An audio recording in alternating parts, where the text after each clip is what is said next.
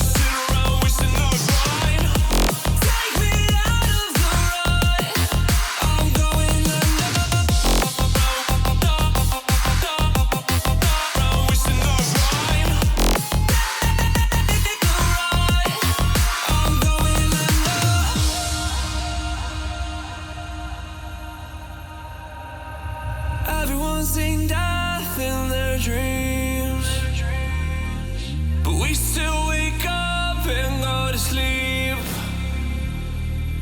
Everyone's seen death in their dreams, but we still wake up from our sleep.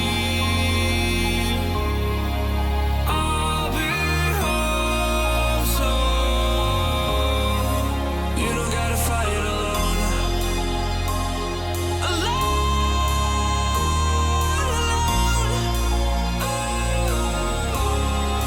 You don't gotta fight alone.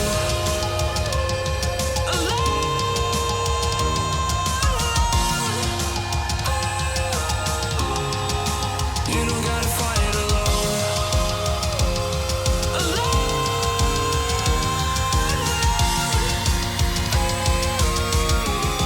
Don't be so personal. Take me out of the road. I'm going under. Take me out of the road. I'm going under. Who do you rely on now? I know the worst. I know the worst. Who can you call on now? I know the worst. I know the worst.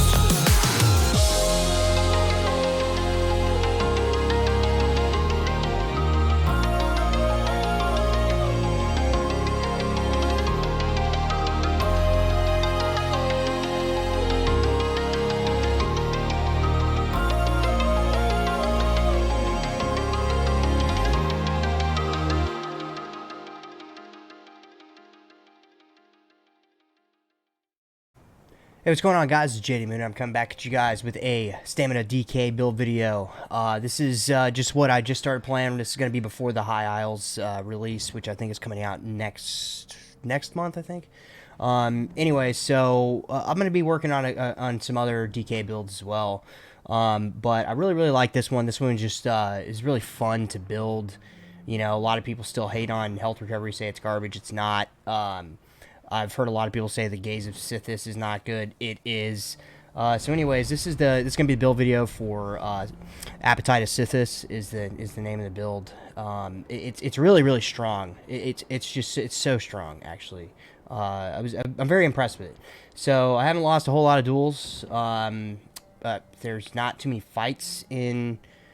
Like, there aren't too many 1v3s or 1v4s, even 1v5s I haven't been able to win in this setup. I actually got a 1v7 the other day. I didn't record it, unfortunately. I wish I would have. And a 1v3 against pretty good players. You know, people that actually had higher CP than me, and that's saying something because I've got over 15,000 hours in this game, and I'm 1653.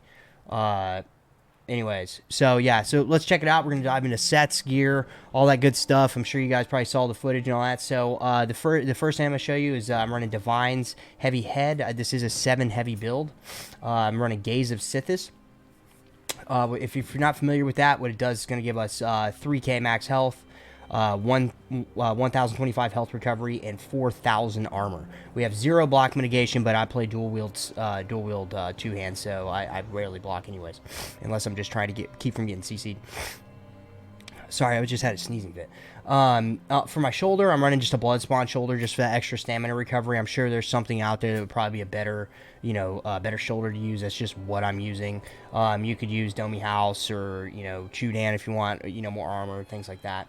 Then for the 5-piece on the body, I'm running a reinforced chest. I'm running well-fitted pants, well-fitted boots, impin belt, and impin gloves. Of course, this is impin and then 1-piece divines. But so on the body, I'm running Curse of Eternal Vigor. For those of you who don't know what that does, it's an old set, bringing one back from the day. It gives 129 magica recovery, stamina recovery, health recovery, and it gives 337 stamina and magica recovery.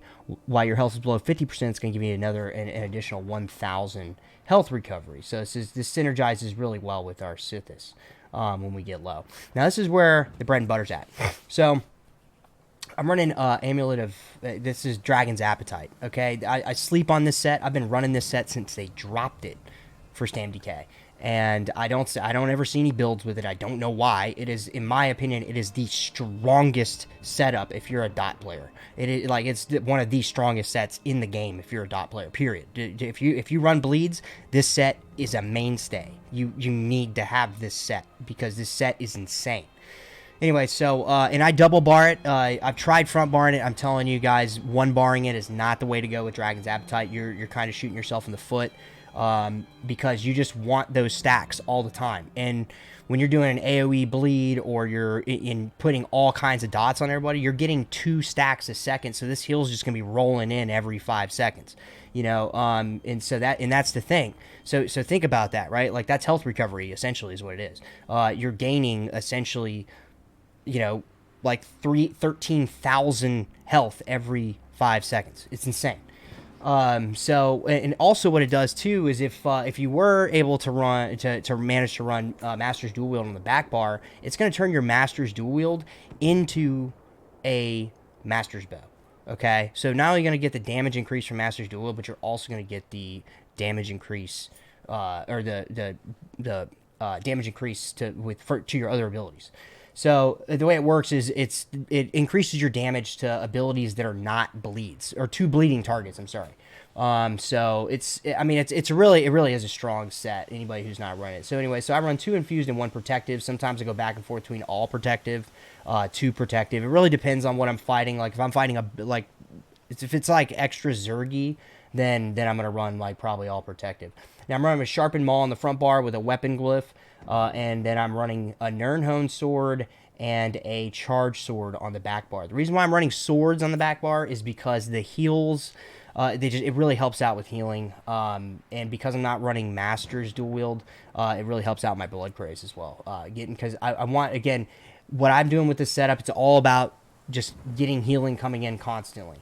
So that's really what we're doing. And I go back and forth between running poisons. Right now I'm thinking I like the enchants better because I like proccing the status effects, because it's extra dots. So I get 2 dots that are going to run for a longer period of time than a double dot poison on one person. And they proc more often too, and they're a guaranteed proc too. That's the other thing. So keep that in mind. Let's go ahead and look at skills real quick. Skills. So what I'm running here on the back bar, I'm running Resolve and Vigor, Fragmented Shield, Volatile Armor, Blood Craze, Cauterize, and Corrosive Armor. Keep in mind, guys, with the change to Volatile, the damage output that you're putting out from Volatile is going to be based on your physical and spell resistance. So you're going to want to make sure you're stacked up pretty high in spell resist and physical resistance.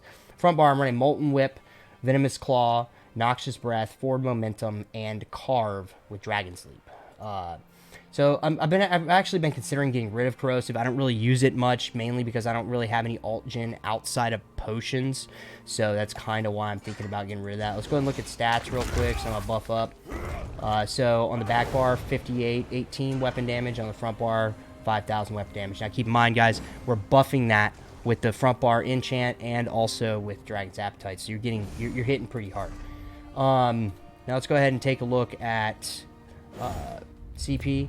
Green tree, I'm just going to go over the slotteds. I'm not really going to go over all this other crap. So in the green tree, I'm running Rationer, Liquid Efficiency, which it basically just saves my potions and food. Steed's Blessing, which is going to increase my movement speed while out of combat, and then Gifted Rider, which increases my movement speed on my mount. I'm running Deadly Aim, Ironclad, Thaumaturge, and Duelist Rebuff. Okay. The reason why I'm running Deadly Aim and Thaumaturge is I'm a dot player. I prefer my dots to hit hard. That's just how I play. If you want to play with, more DD, you're welcome to do that. But I'm a dot player. I like to make people hurt with dots. And then on my red tree, I'm running Unchained, Juggernaut. Juggernaut's actually really strong. And I don't know why more people don't run it. Juggernaut's actually really, really strong. Especially when you're fighting in Cyrodiil, because you're getting CC'd on cooldown anyways. So I'm also running Celerity for a 10% increased movement speed. You definitely need that if you're running 7 heavy. Sustained by Suffering is the other one. Increase my health, magicka, and stamina recovery by 30 while under the effects of a negative effect. So I get 150 health, magicka, and stamina recovery basically up 100% of the time when I'm going to fight. So anyways, yeah, guys, that's the build. I hope you guys enjoy it. Also for the Mundus Stone, I'm running the Warrior, and I'm running the Tri-Stat Food, what is it? Bewitched Sugar Skull. So that's what I'm running. And then for my potion, I'm running Essence of Magicka. I am not a vampire, obviously. I don't like vampire. I like my health recovery, always have. So anyways, thanks for watching, guys. I hope you guys enjoy the build. I really don't feel like fighting it, but yeah, here it is. Enjoy it. And I'm probably going to be running it going into the next patch as well. So anyways, enjoy. See you guys out there on the battlefield. Thanks for watching. Don't forget, hit the like and subscribe down at the bottom if you like this content.